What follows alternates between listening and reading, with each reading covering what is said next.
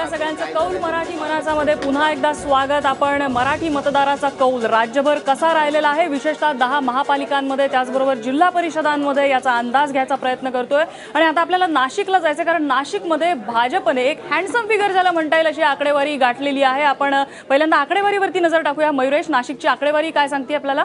नाशिकमध्ये तर आता आपण आकडेवारी पाहिली नम्रता, तर 40 जागा ज्या आहेत त्या भाजपच्या खात्यामध्ये गेलेल्या आहेत आणि भाजप जो सत्तेमध्ये आता तिथे एकदम फ्रंट रनर जो आहे तो पाहायला मिळतोय। नाशिकमध्ये मनसेची सत्ता होती, मनसेची सत्ता नाशिकमधनं पूर्णपणे जाते आहे अशी एकंदरीत परिस्थिती आहे। शिवसेना मुसंडी मारणार होती, कारण ती पण कधी कधी नाशिकमध्ये सत्तेत होती, पण तसं आता होताना अचानक पाहायला मिळत नाही। 22 जागांवर शिवसेना आहे, काँग्रेस 6 जागांवर, राष्ट्रवादी 6 जागांवर तिथं आहे। भुजबळांच्या पश्चात राष्ट्रवादीची पण वाताहत तिथं आपल्याला पाहायला मिळते नाशिकमध्ये। एकंदरीत नाशिकमध्ये जर आपण पाहिलं तर भाजपला जे इतर महापालिकांमध्ये चित्र दिसतंय, मनसेतनं खूप सारे लोक आले, शिवसेने त्यांच्याकडे खूप सारे आले होते, इन्कमिंगचा फायदा झालेला दिसतो आपल्याला भाजपला।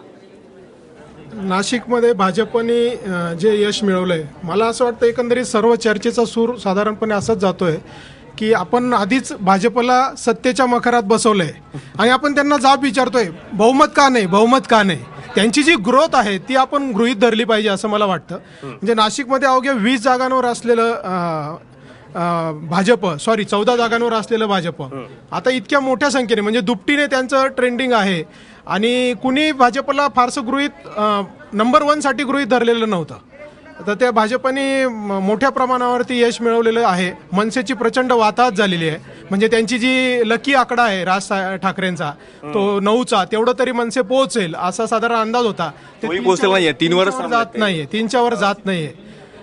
एकंदरीत नाशिकचा धक्कादायक असा निकाल म्हटला पाहिजे, कारण सगळ्यांना असं वाटत होतं की एकूण 122 जागांपैकी 80 जागा शिवसेना आणि भाजप थोड्याफार फरकाने वाटून घेतील, पण इथे शिवसेना आणि भाजपचा दुपटीने फरक दिसतोय। त्याच्यामुळे हे वेगळंच एक समीकरण नाशिककरांनाही अनपेक्षित असलेलं आहे। भाजपवरती प्रचंड आरोप झाले, म्हणजे सगळ्या राज्यामध्ये भाजपकडे लक्ष गेलं, कारण त्यांचे 2 व्हिडिओ व्हायरल झाले, 2-2 लाखाचे त्यांनी पक्ष निधीनंतर तरी सुद्धा नाशिककरांनी एवढं भरभरून भाजपच्या पारड्यामध्ये मतदान टाकलं, अनपेक्षित होतं। गुन्हेगारीचाही प्रचंड मोठा आरोप गुन्हेगारांना घेत आपण बोलूया त्याच्याबद्दल, नाशिकबद्दल आणखी विश्लेषण करायचंय, पण आपल्याकडे विनोद तावडेंचा मुलाखत आहे। मात्र नाशिकचा जर आपण विचार केला तर जवळपास 90 जागांचा ट्रेंड आलेला आहे। मोठी बातमी येते, पुण्यामध्ये बहुमताच्या दिशेने वाटचाल सुरू झालेली आहे भाजपची आणि पुण्यामध्ये ही भाजपने मारलेली जोरदार मुसंडी आहे मयुरेश। बिलकुल, आणि थोड्या नाही तर तब्बल 74 जागा भाजपला मिळाल्या आहेत। 8 त्यांना जागा कमी पडतील 83 ही मॅजिक फिगर गाठायला। आणि भाजप सांगायला हे पाहिजे की आजपर्यंत भाजपचे तिथून अनेक खासदार झाले, 4 वेळा खासदार झाले, केंद्रात मंत्री झाले, पण भाजपवाला आजपर्यंत महापौर पुण्यात बसवता आला नव्हता आणि यंदा बहुमतानं भाजपचा महापौर पुण्यात बसेल अशी चिन्ह आहेत।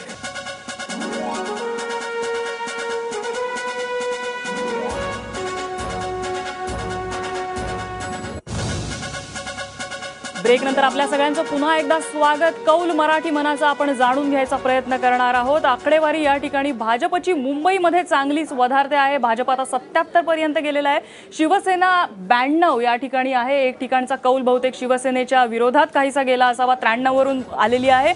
आणि मोठी बातमी म्हणजे शिवसेना हा सर्वात मोठा पक्ष मुंबईमध्ये ठरलेला आहे, परंतु मुंबई महापालिकेची वाटचाल ही त्रिशंकू होण्याच्या दिशेने सुरू आहे। मुंबईमध्ये कोणालाही स्पष्ट बहुमत मिळणार नाही आतापर्यंत समोर आलेला आहे। मुंबईमध्ये भाजप 2ऱ्या स्थानावरती आहे, शिवसेना साहजिकच 1ल्या स्थानावरती आहे। कोणाला बहुमत मिळणार नाही हे आता स्पष्ट झालेलं आहे। मात्र यानंतर आपण मुंबईची चर्चा केलेली आहे, मुंबईची चर्चा अजून करायची आहे, कारण येणाऱ्या काळामध्ये ही उत्सुकता काहीशी वाढणार आहे। मात्र आपण आता तुर्तास नाशिकला जाऊया, कारण नाशिकमध्ये अनेक मुद्दे हे महापालिकेच्या आधी गाजलेले होते, मात्र आता भाजपची घोडदौड या ठिकाणी होताना दिसते मयुरेश। बिलकुल, भाजपची घोडदौड जशी मुंबईत ती चाललेली आहे त्याचप्रमाणे नाशिकमध्ये ती अगोदरच झालेली आहे। मनसेला पूर्णपणे नेस्तनाबूत करत नाशिकमध्ये भाजप पुढे आलेला आहे। पण याच्यात नेमकं झालं काय? आपण मगाशी इन्कमिंगचा मुद्दा करत होतो, पण मनसेच्या विरोधातलं हे मतदान म्हणायला पाहिजे की भाजपच्या बाजूचं मतदान म्हणायला पाहिजे नाशिकमध्ये? नाही, आपण आता आकडेवारीवर नजर टाकली तर आपल्याला एक गोष्ट स्पष्टपणे जाणवते की राज्यभर आपल्याला सर्व महापालिकांमध्ये भाजपची एक सुप्त लाट आहे असं जी जाणवते आपल्याला। मुंबईसहित नाशिकही त्याला अपवाद ठरू शकत नाही, तर तेच निकाल आपल्याला नाशिकमध्ये देखील दिसून येत आहेत। आणि अजूनही 40 जागांचे निकाल येत आहेत आणि त्यातील काही म्हणजे आज आत्ता 40 जागा भाजपला ऑलरेडी मिळालेल्या आहेत, तर ते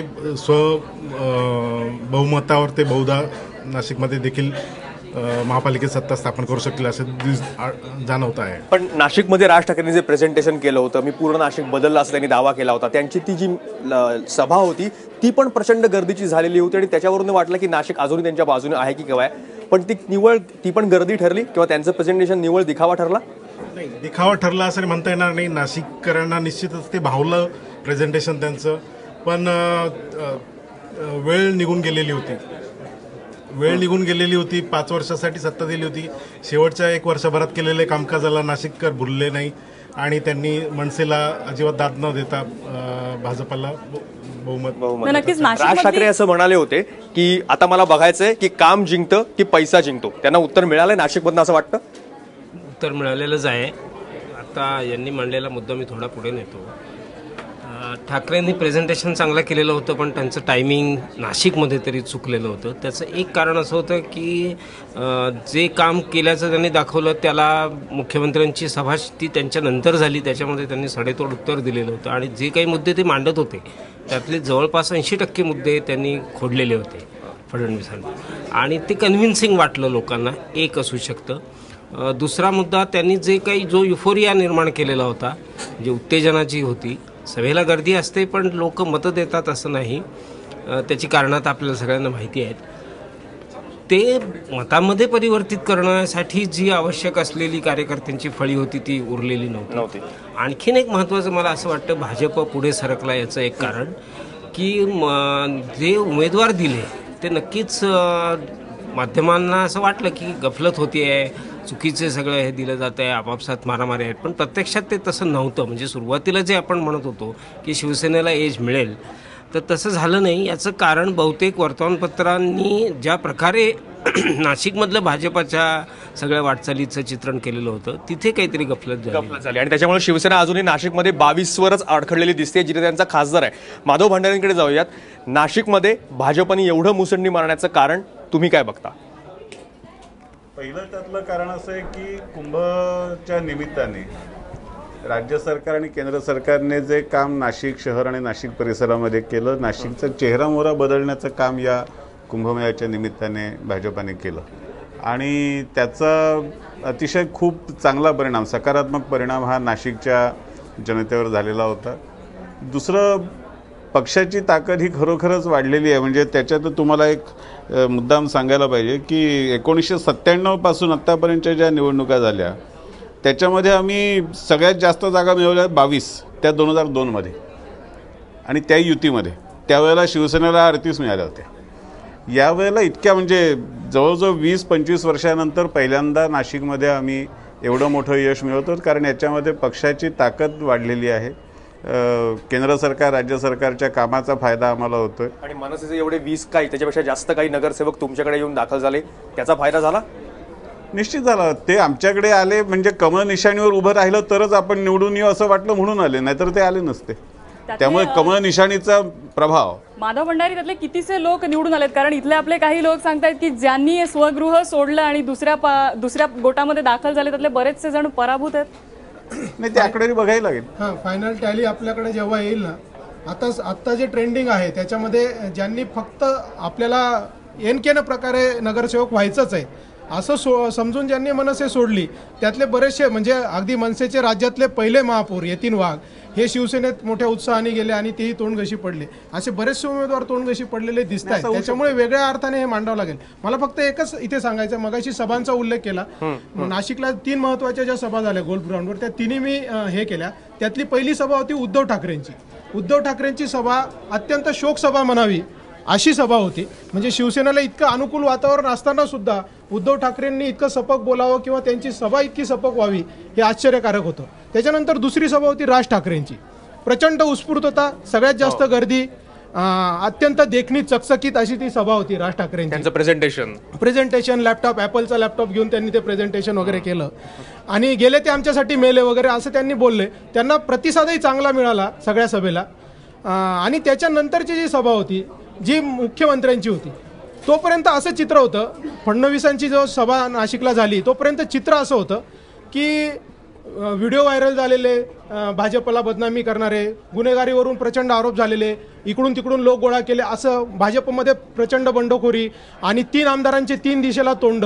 त्याच्यामुळे बीजेपीचं काही खरं नाही, शिवसेना गड राखेल असं चित्र होतं. पण मैदान मारणं हा जो प्रकार असतो, देवेंद्र फडणवीसांनी ज्या पद्धतीने ते भाषण केलं, त्यांनी 2.5 तास उशिरा सभा उपस्थितीमुळे सुरू करायला लागली त्यांना, पण त्यांनी जे भाषण केलं त्यातला जो शेवट केला त्यांनी, की मी आमचे नितीन भाऊ आहेत नागपूर सांभाळायला, मी जरी नागपूरचा असलो आणि लोक म्हणतात की नागपूरकडे पाहतात, नितीन भाऊ नागपूर सांभाळतील, मी आजपासून नाशिकला दत्तक घेतो, तुम्ही तयार आहात का द्यायला? अत्यंत म्हणजे नाशिकच्या थोडक्यात भाषणामध्ये नाशिकला त्यांनी वाली उरलेला नव्हता. विधान करायची मानसिकता केली. ती बँकेची पण उपमा त्यांनी दिलेली होती आणि 3 भाषणांनंतर त्यांनी बहुतेक भाजपची बँक नाशिकच्या लोकांनी निवडलेली दिसते. मयुरेश, मला याने नाशिकच्या निमित्ताने एक मनसेबद्दल मुद्दा मांडावा असं वाटतो की मनसे पुढे खऱ्या अर्थाने आयडेंटिटी क्रायसिस आता आलेला आहे. कारण मराठी माणूस हे कार्ड शिवसेनेने दाखवलं आहे की ते माझ्याकडेच चालतं आणि ते शिवसेनेचं पूर्ण त्याच्यावर वर्चस्व आहे, तो त्यांचा चेक आहे, तो दुसरा कोणी वटवू शकत नाही.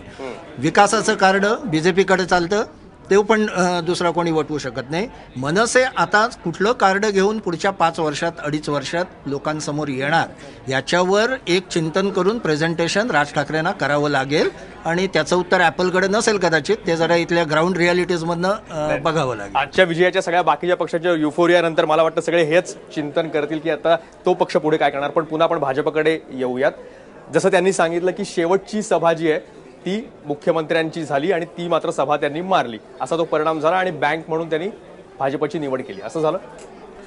निश्चितच मोठ्या प्रमाणामध्ये आपण फक्त ठराविक 1-2 शहरांबद्दलच बोलतो आहोत, पण महाराष्ट्रातल्या 8 महापालिकांमध्ये आणि जिल्हा परिषदांमध्ये ज्या पद्धतीचा प्रतिसाद भाजपला मिळतो आणि ज्या पद्धतीने भाजपची ताकद वाढलेली दिसते, ती निश्चितपणे मुख्यमंत्र्यांच्या कार्यक्षमतेवर, मुख्यमंत्र्यांच्या स्वच्छ प्रतिमेवर जनतेने उठवलेली पसंतीची मोहर आहे. त्यांनी जे मुद्दे महाराष्ट्रातल्या जनतेसमोर मांडले, जे मुद्दे त्यांनी वेगवेगळ्या शहरातल्या मतदारांसमोर मांडले आणि त्याच्या संबंधीची भूमिका मांडली, त्याला मतदारांनी प्रतिसाद दिलेला आहे. याला जोडून माझा शिवसेनेला असा प्रश्न आहे की ज्या वेळेला म्हणजे नाशिकमधलं मानसिकता अशी होती की भुजबळांनंतर आता नाशिकला वाली उरलेला नाहीये, मुख्यमंत्र्यांनी ते दत्तक विधान करायची तयारी दाखवली, शिवसेनेला ही नाळ ओळखता आली नाही का नाशिकची? आणि शिवसेनेचा खासदार तिथे आहे, तुमची सत्ता तिथे राहिलेली आहे. निश्चितच कुठेतरी मला असं वाटतं त्यावर विचार कमी झाला किंवा दुर्लक्ष झालं.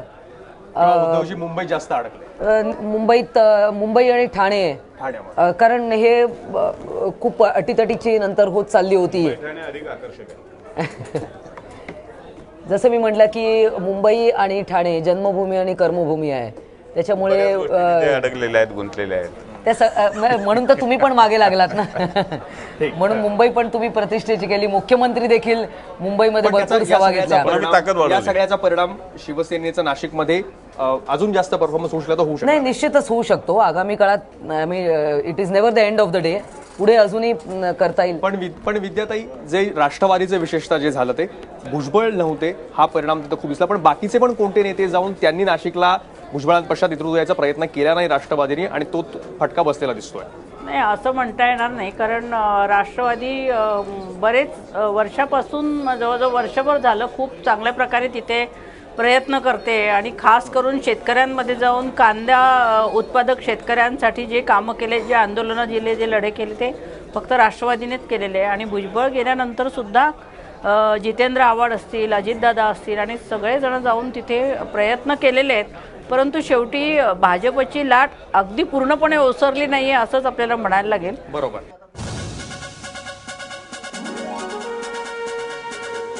ब्रेकनंतर आपल्या सगळ्यांचं पुन्हा एकदा स्वागत. आपण मराठी मनाचा कौल जाणून घ्यायचा प्रयत्न करतोय एबीपी माझावरती. राज्यभरामध्ये चुरशीच्या लढती आहेत. मुंबई ठाणे वगळता सर्वच ठिकाणी भाजपने जोरदार मुसंडी मारलेली आहे आणि आपल्याला पुणे विसरून चालणार नाही, कारण पुण्यामध्ये भाजपची सत्तेकडे वाटचाल सुरू झालेली आहे. पुण्यामध्ये भाजप स्पष्ट बहुमताच्या अगदी उंबरठ्यावरती आहे.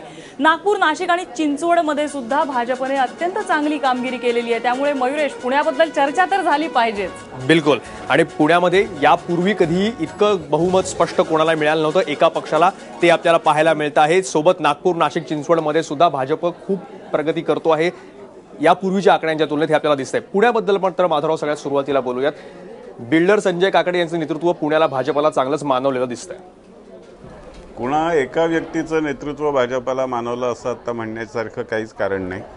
कारण विधानसभेमध्ये पुण्यातल्या 8च्या 8 विधानसभेच्या जागा ह्या भाजपने प्रचंड फरकाने जिंकलेल्या होत्या. त्यामुळे पुण्यामध्ये भारतीय जनता पार्टी सगळ्यात पुढे राहील, बहुमत मिळवेल हे स्पष्ट होतं. आणि त्याच्यामध्ये वेगवेगळ्या नेत्यांनी त्या ठिकाणच्या स्थानिक समीकरणांमध्ये काही भूमिका बजावली असेल तर त्याचा वाढीव फायदा झाला असेल. तर मग पुण्यामध्ये बापटवाद, काकडेवाद असा 2 गट पडले होते. मुख्यमंत्र्यांचा पण त्याच्यामध्ये ते एका बाजूला झुकतं मापते असे आरोप होत होते. संघाच्या बऱ्याच जणांची काही त्याबद्दल आक्षेप होते, कारण संघाचं एक महत्त्वाचं केंद्र पुणे हे मानलं जातं. त्या सगळ्यावर मात कशी काय झाली? यातला सगळ्यात महत्त्वाचा मुद्दा लक्षात घ्यायला पाहिजे की हे जे काही वाद आणि संघाची मतं वगैरे सांगितली जात होती ती प्रसारमाध्यमांनी सांगितलेली होती, संघाने काही कुठे सांगितलेलं नव्हतं. आणि दुसरा मुद्दा पुण्याच्या बाबतीत आणि मुंबई किंवा महाराष्ट्राबद्दल प्रसारमाध्यमं दुर्लक्षित करतात, तो म्हणजे 30च्या खालच्या मतदारांचं होणारं मतदान. पुण्यामध्ये काल जेव्हा मतदान सुरू झालं त्यावेळेलाच मला काही मित्रांचे मेसेज आले की पुण्यामध्ये तुम्ही स्वीप करणार आहात, कारण सगळ्या मतदान केंद्रांवरती तरुण मुलांच्या खूप मोठ्या लाईनी आहेत. आणि हा जो तरुण मतदार आहे तो तरुण मतदार हा भाजपला मत देतो हे आपल्याला पुन्हा पुन्हा दिसलेलं आहे. त्यामुळे पुण्यामधलं यश हे वेगवेगळ्या अनेक कारणांमधचं एकत्रित यश आहे. त्याच्यामध्ये त्यामुळे आता पुण्यामध्ये जी संख्या भाजपने गाठलेली आहे त्याचा आनंदोत्सव हा आपल्याला दिसणारच आहे. या ठिकाणी पुण्यामध्ये सेलिब्रेशन सुरू आहे भाजपचं. माधव भंडारी, अभिनंदन भाजपचं या ठिकाणी केलं पाहिजे. गिरीश बापट यांची प्रतिक्रिया आलेली आहे. साहजिकच विजयी प्रतिक्रिया असणार आहे. आपण ऐकूया गिरीश बापट काय म्हणतायत. पुणेकर विनम्रतेने स्वीकारतात हे लक्षात घ्या.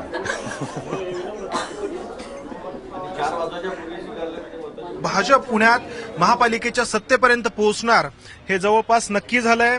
आपल्यासोबत पुण्याचे पालकमंत्री गिरीश बापट आणि पुणे भाजपचे शहर अध्यक्ष योगेश गोगावले आहेत.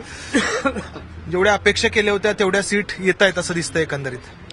मला असं वाटतं की मी पहिल्यापासून सांगत आलो की पुण्यामध्ये आम्ही स्पष्ट बहुमत मिळू आणि त्या शब्दावर मी आजही ठाम आहे. अजून अंतिम निकाल यायचे आहेत, पण पुणे शहरात भारतीय जनता पार्टीला स्पष्ट बहुमत मिळेल. कोणतं महत्वाचं कारण वाटतं की भाजप इथपर्यंत पोहोचला? मागच्या वेळी 26 जागा होत्या, यावेळी त्या दुपटीहूनही अधिक कितीतरी वाढताना दिसत आहेत. शेवटी लोकांना तुमच्या दैनंदिन राजकारणाच्या व्यतिरिक्त विकासाच्या कामावर चर्चा आवडते आणि आम्ही विकासाचाच मुद्दा पुणे शहरात धरून पूर्ण प्रचार यंत्रणा आम्ही आखली. मी कार्यकर्त्यांना आणि नेतृत्वाला श्रेय देतो. पुणे शहरात कार्यकर्त्यांनी खूप अंग मेहनत करून काम केलं. माझे शहर अध्यक्ष शेजारी बसलेत, त्यांनीही खूप संघटनात्मक काम केलं. 8ही आमदार आहेत, त्यांनी आता प्रभागात आपल्याला दिसेल. अनिल शिरोळे खासदार आहेत, संजय काकडे खासदार आहेत, मी स्वतः मंत्री आहे, दिलीप कांबळे मंत्री आहोत. सामूहिक सगळ्यांनी एकत्रित काम करून एक उद्दिष्ट ठेवलं होतं आणि आम्ही ते पूर्ण करू असं मला वाटतं. शहराध्यक्ष योगेश गोगावले आहेत. सर, या सगळ्या निकालांकडे पाहिल्यानंतर आपल्याला दिसतं की भाजपने जे तिकीट वाटप केलं होतं ते परफेक्ट होतं. खरं तर खूप नाराजी या ठिकाणी पाहायला मिळाली होती, कारण पक्ष वाढला होता, कार्यकर्त्यांना अपेक्षा होती की आपल्यालाच तिकीट मिळावं, जे साहजिक होतं. परंतु आत्ताच्या निकालांकडे बघता की तुम्ही जे तिकीट वाटप केलं होतं ते योग्य होतं असं एकंदरीत पाहायला मिळतं. भारतीय जनता पार्टीचं तिकीट वाटप हे पूर्णपणाने पक्षाच्या कार्ड कमिटीने केलेलं तिकीट वाटप आहे. मुद्दा एक. मुद्दा दुसरा की ही संपूर्ण निवडणूक संघटनेच्या ताकदीवरती इथपर्यंत आणलेली आहे. इच्छुकांची संख्या मोठी होती, त्यातून निवड करणं हे अत्यंत अवघड होतं. परंतु निवडून येण्याचे साधारणतः जे काही निकष आम्ही लावले होते त्याप्रमाणे आम्ही तिकीट वाटप केलं. त्याच्यामध्ये कुठल्याही प्रकारचं व्यक्तिगत स्वरूप हे कोणीच दाखवलेलं नाही. त्यामुळे या सगळ्या विषयाला एक संघटनात्मक, एक चांगल्या कार्यपद्धतीचं भविष्यकाळातलं दर्शन अशा अर्थाने आम्ही या सगळ्या विषयाकडे पाहतो. एवढंच मला या प्रसंगाने सांगायचं. भाजपच्या विजयाची अनेक कारणं आहेत, परंतु या निकालांकडे पाहिल्यानंतर आपल्याला ध्यानात येतंय की मोदी लाट अजूनही कायम आहे. कॅमेरामन अमोल गवाळेसह मंदार गोंजारी, एबीपी माझा, पुणे.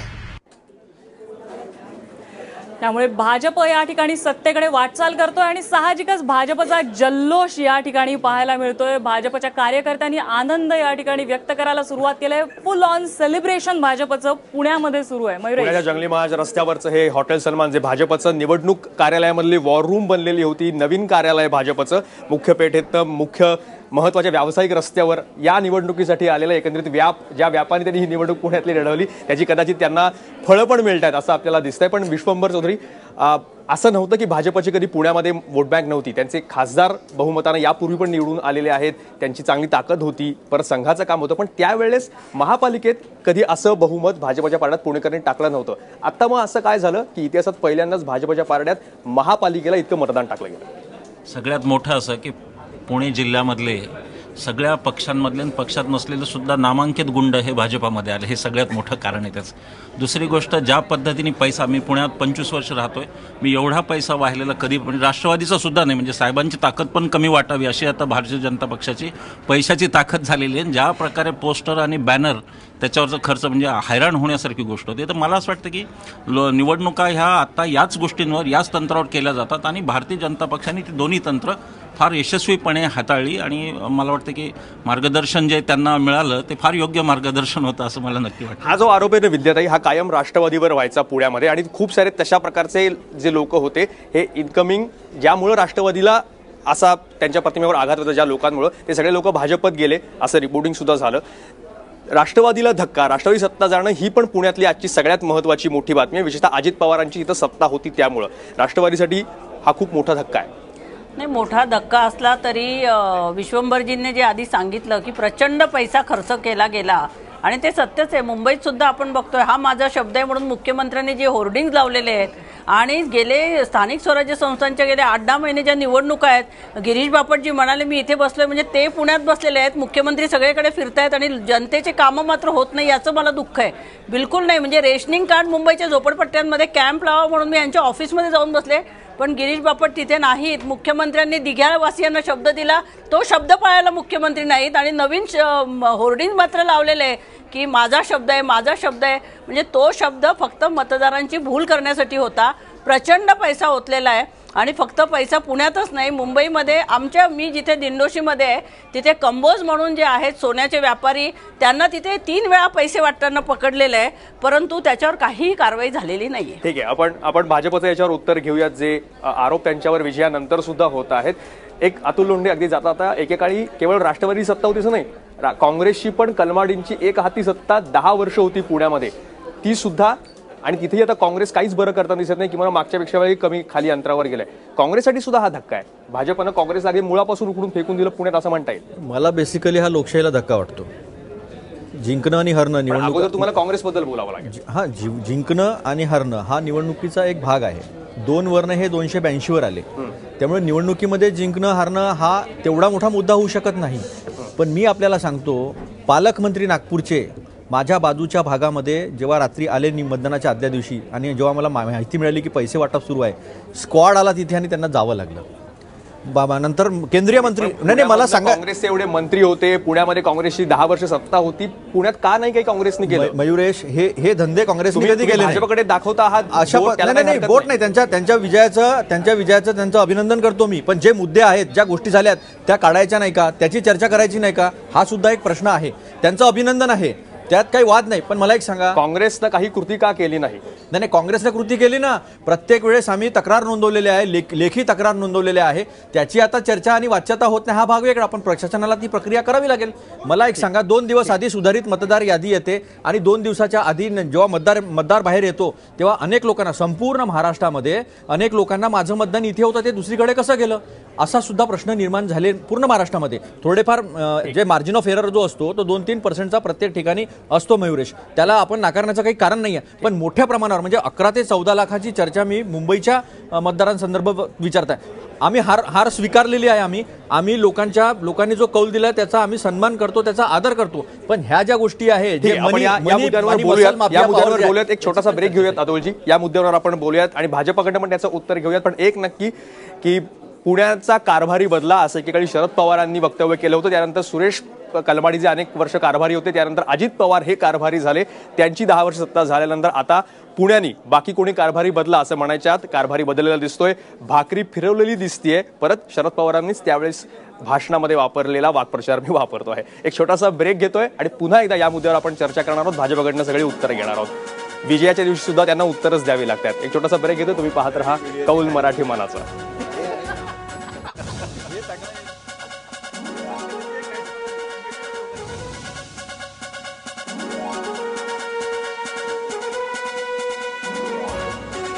ब्रेकनंतर तुमचं पुन्हा एकदा स्वागत. कौल मराठी मनाचा मध्ये मराठी मनानं कौल दिलेला आहे.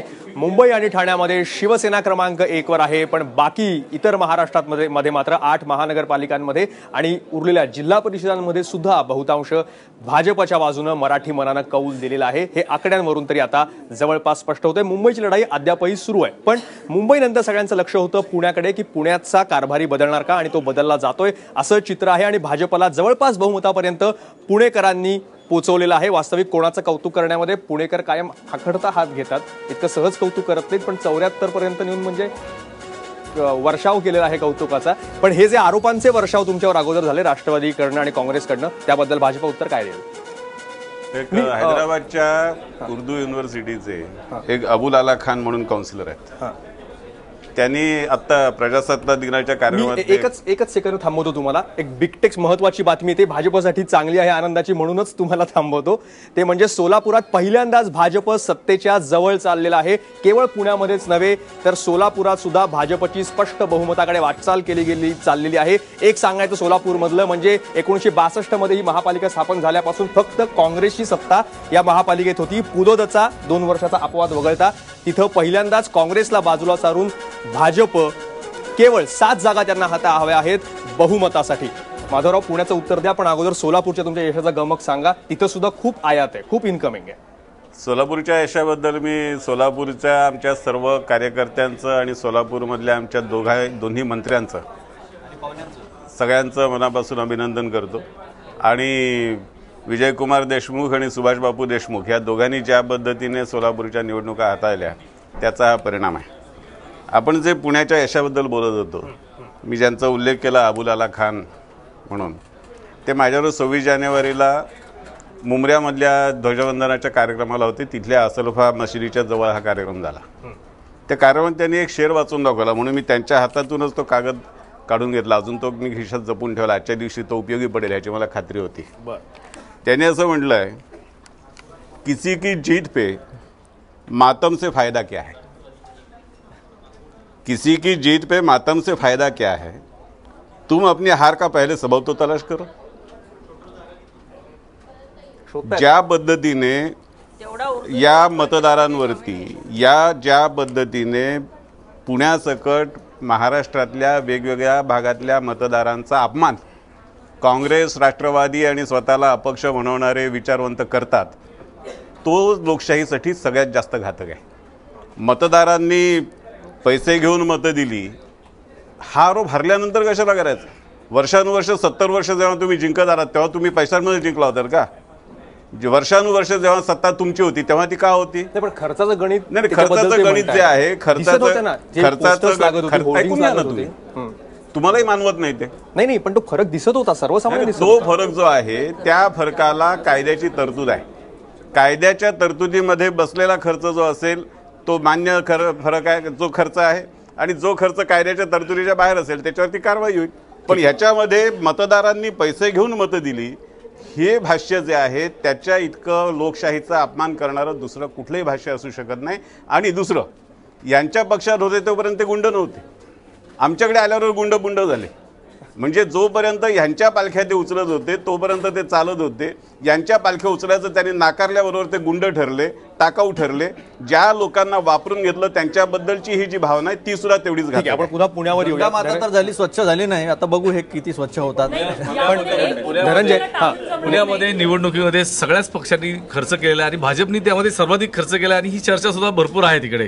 किती खर्च केला, जाहिरातींवरती काय केलं, कशी पॅकेज घेतली, आता ते पुढे येईलच. आता दुसरा प्रश्न असा आहे की नेमका कारभारी कोण असणार आहे पुण्याचा? पुण्यात आता 77 जागा आता दिसतात आघाडीवरती आहे, तर कारभारी कोण राहणार? नाही, संजय काकडे राहणार का पालकमंत्री गिरीश बापट राहणार? कारण काकडेंनी दावा असा केला की माझे 62 जागा आहेत, मी 62 उमेदवारांमधले 40 उमेदवार कमीत कमी निवडून आणणार. हे त्यांचे उमेदवार आहेत का बापटांचे उमेदवार आहेत? आणि कोण तिथे? आता त्यांचं स्वप्न असं कलमाडे यांचं आहे, संजय काकडेंचं, की मला पुण्याचं सुरेश कलमाडे व्हायचंय, ते होतील का? आमच्याकडे अशा पद्धतीने व्यक्ती केंद्रित काहीच होत नाही. आमच्याकडे कारभारी हा पक्षच असतो आणि पक्षाच्याच निर्देशानुसार कामं होतील. मला मुद्दा काय मांडायचा आहे, जो गंभीर मुद्दा आहे की पद्धत अशी सुरू झाली की संसदेमध्ये मोदींनी काँग्रेसला ॲड्रेस करायचा, भारतीय जनता पक्षाने काँग्रेसला ॲड्रेस करायचं, काँग्रेसने भारतीय जनता पक्षाला. पण त्याच्या पलीकडे मोठा समुदाय आहे ना मत देणारा, आणि सगळ्यांनीच काही गुंडांना मत दिलेलं नाहीत, चांगली मत देणारी माणसं पण आहे. तर त्यांच्याबद्दल या पक्षांना काय म्हणायचं हा प्रश्न आहे ना, की ज्या प्रकारे निवडणुकीची पातळी घसरली, तर तुमचा विजय, आजचा विजयाबद्दल आम्ही तुमचं अभिनंदन करतो, जे जे तिथे जिंकले त्या सगळ्यांचं अभिनंदन. पण लोकशाही जी 2, 4, 5 पावलं मागे गेली, त्याच्याबद्दल कोण उत्तरदायी आहे, त्याचं उत्तर कोण देणार आहे, हा खरा मुद्दा आहे. एक नागपूरवरून एक फक्त महत्वाची बातमी आलेली आहे. भाजपला धक्का बसलेला आहे. पूर्ती साखर कारखान्याचे एमडी होते, धक्का भाजपला नाहीये, नाही विकास ठाकरे, माफ करा. नागपूरमध्ये काँग्रेसचे शहराध्यक्ष विकास ठाकरे, याला काही मर्यादा आहेत? ठाकरे यांचा पराभव झालेला आहे शहराध्यक्ष. काँग्रेसला हा मोठा धक्का आहे. नागपूरमध्ये, नागपूर महापालिकेतला काँग्रेससाठी असलेला हा मोठा धक्का. काँग्रेसचे शहराध्यक्ष विकास ठाकरे यांचा पराभव झालेला आहे. काँग्रेससाठी हा महत्वाची गोष्ट. काँग्रेसमधला अंतर्गत वाद या निमित्ताने पुढे आलेला होता, अगदी चाईफेकीपर्यंत प्रकरण गेलेलं होतं, त्याचा हा फटका आहे कुठेतरी. असा याच्यामध्ये मला बोलायचं आहे, बोला, की याच्यामध्ये अंतर्गत वाद जे आहे ते जवळपास सगळ्या पक्षांमध्ये होते. मी आपल्याला सांगतो की संघाची लोक जी आहे ती सुद्धा उभी राहिली होती नागपूरमध्ये. दोन्ही पक्षामध्ये वाद होते आणि ते असतात तिकीट वाटपामध्ये, कारण शेवटी 151 तिकीट वाटायचे आहेत आणि 151 तिकीट वाटतो म्हटलं आणि मागणारे जर 3000 असतील तर थोडेफार वाद उपस्थित होत असतात. महत्त्वाचा प्रश्न हा आहे की ज्या मुद्द्यांवर आम्हाला चर्चा करायची आहे आज, अभिनंदन केलं आम्ही, असं नाही की म्हणजे कोणी असं मानू नये भंडारी साहेबांनी की आम्ही त्यांचं अभिनंदन केलं नाही वगैरे, पण ज्या काही गोष्टी असेल त्या गोष्टीवर पण तर चर्चा झाली पाहिजे ना. मतदार याद्यात जर मध्ये एवढा मोठा फरक, हा जो मुद्दा आहे की आपले शहराध्यक्ष नागपूरमध्ये नागपूर अर्थात स्पेसिफिक प्रश्न आहे. विकास ठाकरे आज काँग्रेसचे जे काय प्रभावी नेते आहेत त्यातलं सर्वात पहिलं नाव आहे. त्यांनी मुख्यमंत्र्यांसमोर निवडणूकही लढवली होती. त्यांना पराभव पत्करण्याची वेळ ही खूप नामुष्कीची घटना आहे. ती का आली? नाही, एक तर याच्यामध्ये आपण गोष्ट ही लक्षात घेतली पाहिजे की विकास ठाकरेंना गेल्या 2 वर्षापासून संपूर्ण शहरामध्ये लक्ष द्यावं लागलं होतं एक, आणि त्यांचा जो प्रभाग आहे तो प्रभाग हा आत्ता जिथून लढले ते 10%च प्रभाग जो आहे तो आला, आणि 10% आलेल्या प्रभागामध्ये त्यांना प्रचार करायला केवळ 10 दिवस मिळाले त्यांना. आता किती फरकांनी त्यांचा पराभव झाला ते बघावं लागेल, पण ते लढले चांगले. मी आपल्याला सांगतो ही गोष्ट, त्यांचा जुना जो प्रभाग होता त्या जुन्या प्रभागामध्ये 3ही काँग्रेसचे उमेदवार निवडून आलेले आहेत, 3ही काँग्रेसचे उमेदवार निवडून आले. त्यामुळे त्यांचा पराभव हा खूप त्यांनी केलेल्या कामाच्या, किंवा ते काँग्रेसचे फर्स्ट लाईन म्हणजे सेकंड लाईनमध्ये फर्स्ट लाईनर नेते आहेत नागपूरचे, असा त्याचा अर्थ होत नाही. तिथली म्हणजे तुम्हाला जमिनीवरची परिस्थिती सांगतो मी काय आहे. आपल्याला माहिती आहे गोपालनगर वगैरे हा त्यांचा भाग जो आहे हा त्यांचा भाग राहिला नाही तिकडे, आणि दुसऱ्या भागांमध्ये त्यांना लढावं लागलं. काय आहे, आपण याच्या नागपूरचा अनालिसिस करत असताना काही गोष्टी लक्षात अशा घेतल्या पाहिजे की विकास ठाकरेचा एक विजय वगळता विकास ठाकरेचा इतिहास हा पराभवाचा आहे. आपण खुल्या मनाने काही गोष्टी मान्य करायला अशा हव्या की गेल्या 25 वर्षात भाजपचा फक्त एक खासदार निवडून आला होता शहरातून, एकदा, बनवारीलाल पुरोहित. त्याच्यानंतर भाजप कधीही निवडून आलेला नाही लोकसभेला. विधानसभेलाही नागपूर शहर आणि नागपूर जिल्ह्यातला भाजपचा परफॉर्मन्स हा अतिशय वाईट अशा पद्धतीचा होता. 1999च्या निवडणुकीमध्ये नागपूरनी साथ दिली नाही म्हणून भाजप सेना युतीचं सरकार पुन्हा आलं नाही असं झालेलं होतं. नागपूरचा भाजपचा विजय जो आहे त्याची काही मुळं काँग्रेसमध्ये आहे, परंतु काँग्रेसवाले लोकसभेच्या प्रभावानंतर काहीच शिकलेले नाहीत. विलास मुत्तेमवारांचा वेगळा गट, सतीश चतुर्वेदीचा वेगळा गट, नितीन राऊतचा वेगळा गट, विकास ठाकरेचा वेगळा गट. इतकं हे झालं की अशोक चव्हाणांच्या चेहऱ्यावर किंवा अंगावर शाई टाकण्यासाठी सतीश चतुर्वेदीचे लोक पुढे येतात. दुसरा भाग असा आहे की जे मुख्यमंत्र्यांचं गाव आहे, जे नितीन गडकरींचं गाव आहे असं आपण म्हणतो, तिथे महापालिकेच्या स्थापनेपासून आजवर काँग्रेस वगळता कुणाला एवढं मोठं यश मिळालेलं नाही. 63 तरी सुद्धा काँग्रेसला आतापर्यंत असं यश मिळालं तरी सुद्धा काँग्रेसची परिस्थिती 43 पैकी 48 जागा मिळत आहेत त्यांना 63 पैकी. हे याच्यापैकी अजूनही काँग्रेस हे अशाच पद्धतीचं दोषारोपण दुसऱ्यावर करणार आहे का? एवढ्या वर्षामध्ये आपण विस्कळीत झालो, आपण आपल्या पराभवाचे खड्डे खणले, हे काँग्रेस कधी लक्षातच घेणार नाहीये. याबद्दल काँग्रेस कधी विचार करणार आहे किंवा नाही? नागपूरमध्ये, पुण्यामध्ये त्यांच्या सगळ्या मातब्बर नेत्यांचा त्या शहरामधला पराभव होतोय. त्यावेळेस एक छोटासा ब्रेक घेणार आहोत, पण त्यावेळेस एक महत्वाची बातमी येते. पंकजा मुंडे मंत्रिपदाचा राजीनामा देणार आहेत. परळीतल्या पराभवाची जबाबदारी स्वीकारून पंकजा मुंडेंनी राजीनामा द्यायचं ठरवलेलं आहे. आजच्या दिवसातली निकालानंतरची सगळ्यात महत्वाची बातमी म्हणता येईल. जे काही आज निकाल येत आहेत राजकारणामध्ये त्याचे परिणाम होणार होते आणि त्याच वेळेस अशा प्रकारची पहिला झटका जो आहे तो भाजपाला पाहायला मिळतोय. पंकजा मुंडे मंत्रिपदाचा राजीनामा देणार आहेत. गोविंद शेळके आपले प्रतिनिधी आपल्या सोबत आहेत. गोविंद, तू बोललायस का पंकजा मुंडेंशी? काय त्यांनी निर्णय घेतलेला आहे? मयुरेश, मीच हा प्रश्न पंकजा मुंडे यांना विचारला होता. खरं तर आज दिवसभरात जे एकूण परळीमधला जो काही निकाल होता तो अनपेक्षित असा भाजपासाठी होता. कारण 5 वर्षापूर्वी याच जिल्हा परिषद निवडणुकीमध्ये एकही जागा धनंजय मुंडे म्हणजे राष्ट्रवादी याची निवडून आली नव्हती आणि आता मात्र एकही जागा परळी तालुक्यामध्ये भाजपाला जिंकता आली नाहीये. आणि त्यामुळं याचं विश्लेषण करताना पंकजा मुंडे यांनी पहिल्यांदा सांगितलंय की मी अनेक प्रकारे राजकारण करण्याचा प्रयत्न परळीमध्ये केला, त्यात विकासाचं होतं, लोकांमध्ये समजून घेण्याचा प्रयत्न केला, पण लोकांनी मला का नाही स्वीकारलं हे आणखी कळत नाहीये. आणि हे सांगताना त्यांनी याची घोषणा केली आहे की माझ्या मंत्रिपदाचा मी जो राजीनामा आहे तो मुख्यमंत्र्यांकडे सुपूर्द करणार आहे. परळीमध्ये जो काही धक्कादायक निकाल आज जिल्हा परिषदच्या निवडणुकीमध्ये लागलाय तो विचार करणार आहे. आणि सर्वात महत्वाचं म्हणजे त्यांनी विश्लेषण करणं टाळलं असतं, पण त्यांनी सांगितलं की मी सगळ्या प्रकारचे प्रयत्न करून बघितले, मात्र लोक मला स्वीकारत नाहीये. आणि म्हणून हे सांगितलं पाहिजे की अगदी काही दिवसापूर्वी परळी नगरपालिकेची निवडणूक झाली होती ज्यामध्ये मोठी पिछेहाट भाजपाची झाल्याचं पाहायला मिळालं आणि त्यानंतर एकही जागा जिंकता न आल्यानं आज पंकजा मुंडे यांनी घोषणा करून टाकली आहे की मी मंत्रिपदाचे जो राजीनामा असेल तो मुख्यमंत्र्यांकडे देणार आहे. सुशील कुलकर्णी आपल्याबरोबर एकमतचे संपादक. पंकजा मुंडेंनी हा राजीनामा जो घेतलेला आहे, निर्णय जो घेतलेला आहे, हा अपेक्षित होता का? परळीमधल्या अपयशानंतर पंकजा मुंडे असं कुठलं तरी पाऊल उचलतील असं अपेक्षित होतं. त्या राजीनाम्याचा निर्णय घेतील आणि द्यावा लागेल असंही अपेक्षित होतं. माझं अजून एक निष्कर्ष किंवा ऑब्झर्वेशन या विषयातलं असं आहे की मागच्या काही काळापासून पंकजा मुंडेंचा परळीवरचा प्रभाव आणि परळीवरचा बीडवरचा प्रभाव हा कमी होत चाललेला आहे. त्याच्यामध्ये काही गोष्टी अशा आहेत की पद्धत बदलली पाहिजे होती, कामाची पद्धत बदलणं आवश्यक होतं, ते झालं नाही. हा झाला पण त्यासोबत आणखी एक माझं ऑब्झर्वेशन असं आहे, त्याला मी ऑब्झर्वेशन असंच म्हणेल, भाजपमधून ज्या प्रकारे पंकजा मुंडेंची कोंडी करण्याचा प्रयत्न झाला त्याचा हा परिपाक आहे असं मला वाटतं. म्हणावं लागेल. आपण त्याचं कारण सांगतो की ज्या पद्धतीने बीडमध्येच पंकजांना अडकून टाकण्यासाठी किंवा त्यांच्या विरोधातल्या कारवायांना वाढवण्यासाठी प्रोत्साहन तिथल्याच नेत्यांना दिलं गेलं, एकेका उदाहरणासहित सांगता येऊ शकेल. हे त्याचा एक कारण असं आहे की पंकजा मुंडेंचं तिथलं बळ किंवा तिथली सगळी. भाजपाचे मुख्य प्रवक्ते माधव भंडारीच आपल्यासोबत आहेत. भंडारी सर, आपल्या एक महत्वाच्या मंत्री पंकजा मुंडे पराभवाचा जिव्हारी लागल्यामुळे राजीनामा देत आहेत. त्यांनी पराभवाची जबाबदारी स्वीकारली आणि त्याबद्दलची त्यांची भूमिका त्यांनी स्पष्ट केली. त्यांच्या भूमिकेबद्दलचा निर्णय जो काही घ्यायचा आहे तो पक्ष आणि मुख्यमंत्री घेतील.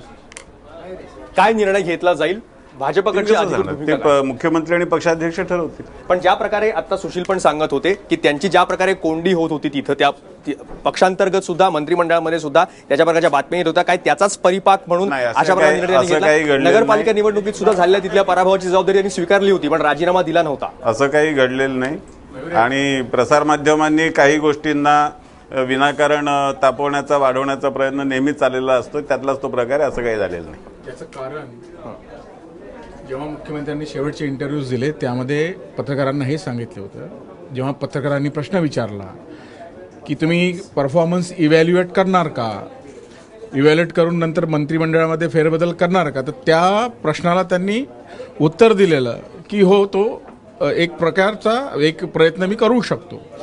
तर त्या स्टेटमेंटला रिस्पॉन्स म्हणून आणि ती नैतिक जबाबदारी घेऊन घेतलेला हा निर्णय आहे मुंडेंचा आणि मला ठाम विश्वास आहे त्यांचा राजीनामा मंजूर होणार नाही. Because BJP can't afford any more crisis at this stage. त्यांनी राजीनामा दिलेला नाहीये अजून. त्यांनी पत्रकारांशी बोलताना हे स्पष्ट केलंय की त्या राजीनामा देणार आहेत. माधवरावजी, एक प्रश्न खूप महत्वाचा या निमित्ताने समोर येतो.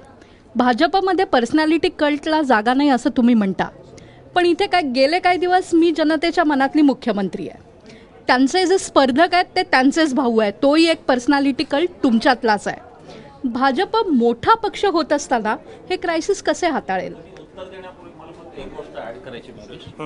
भाजपा हा पर्सनॅलिटी कल्ट पक्ष नव्हता असं आपण नाही म्हणू शकत. अबकी बार मोदी सरकार, भाजपा सरकार नाही आले.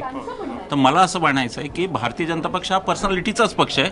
फक्त पंकजा मुंडे जाणं काही भारतीय जनता पक्षाला महाराष्ट्रात परवडत नाही, हे मात्र नक्की आहे. एकंदरीत मराठवाड्यातलं राजकारण बघ.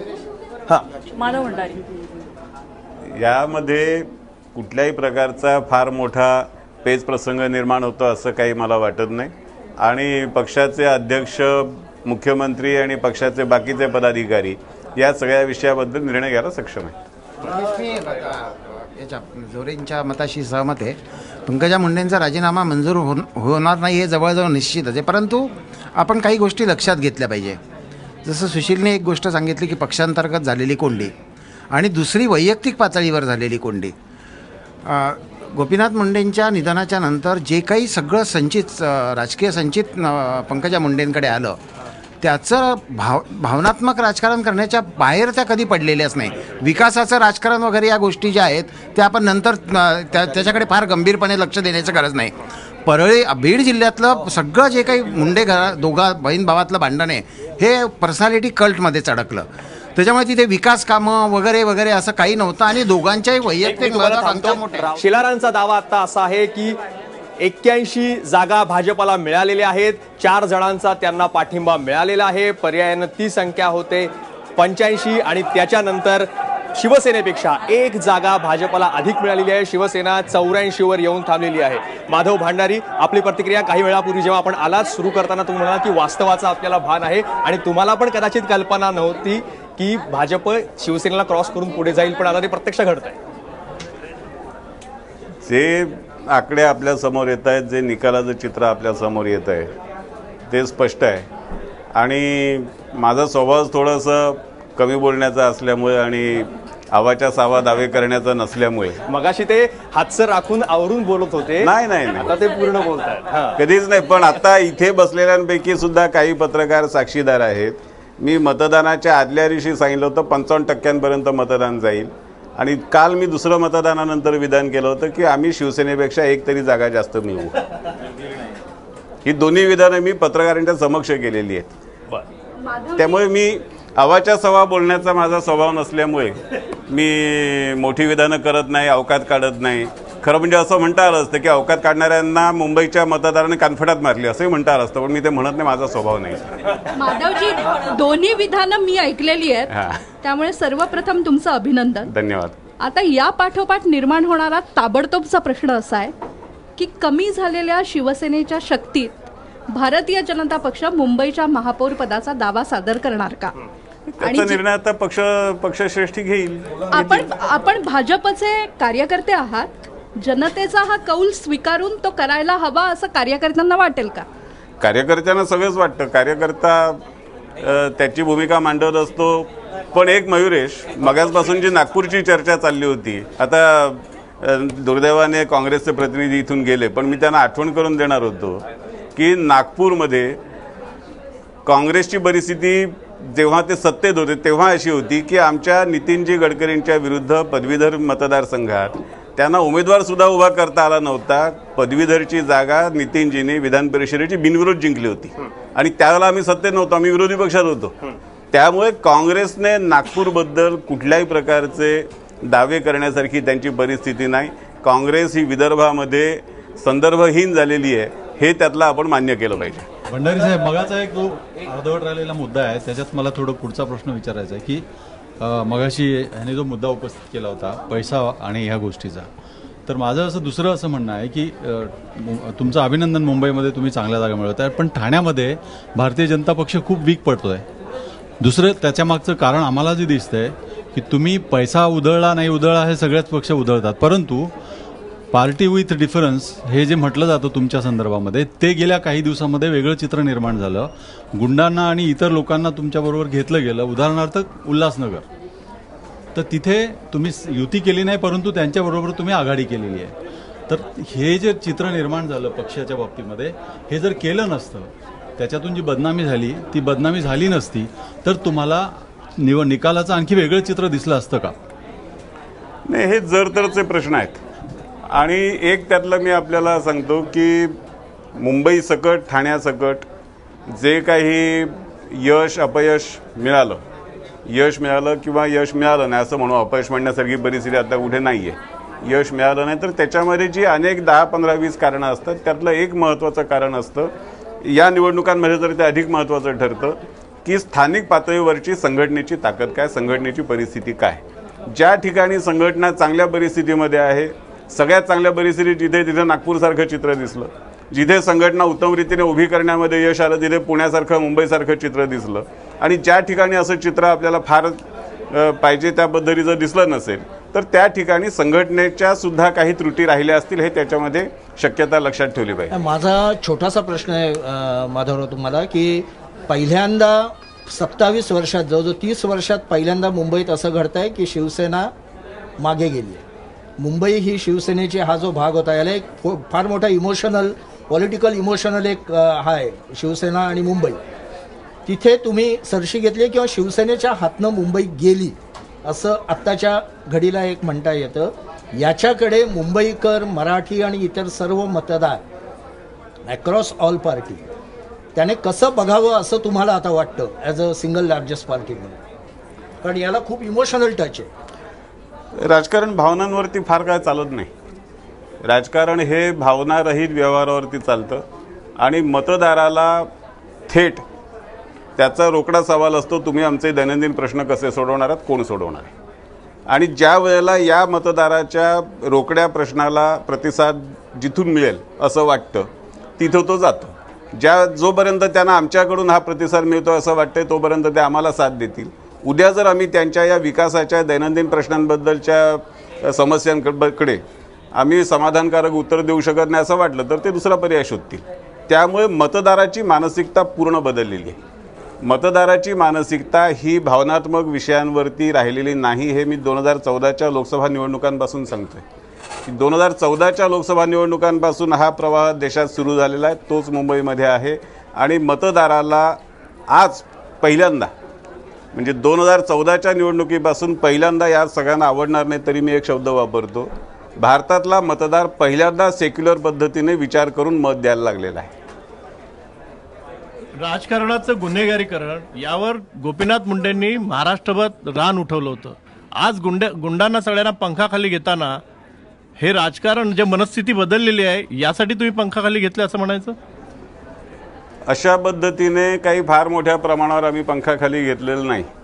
ज्या ठिकाणी घेतलं त्याच्यातलं एक नाशिकचं उदाहरण मगाशी सांगितलं की एकाला आम्ही तिकीट दिलं नव्हतं, नंतर तो आमच्याविरुद्ध बंडखोर उभा राहिला, त्याच्याविरुद्ध आमचा दुबळा उमेदवार होता, तो निवडून आला. आमचा उमेदवार कमल चिन्हावरती निवडून आला. त्यामुळे अशा तऱ्हेचं काही फार मोठं गुंडापुंडांना या पार्टीने आश्रय दिला ही वस्तुस्थिती नाही. आमच्यापेक्षा सुद्धा सगळ्या पक्षांमध्ये म्हणजे काँग्रेस राष्ट्रवादीमध्ये सुद्धा आमच्यापेक्षा जास्त गुंड आता आहेत हे या छाननीमध्ये आपणच दाखवून दिलं आहे. त्यामुळे आणि एक मुख्यमंत्र्यांनी गोष्ट स्पष्ट केली आहे की समजा काही ठिकाणी आम्ही निवडणुकीची अपरिहार्यता म्हणून उमेदवारी दिली असेल तरीसुद्धा अशा कुठल्याही माणसाला कायद्याच्या कारवाईपासून संरक्षण मिळणार नाही. ठीक, पण अर्थात आताची सगळ्यात महत्त्वाची बातमी आहे ती म्हणजे भाजप हळूहळू येऊन शिवसेनेपाशी येऊन पोहोचलेला आहे.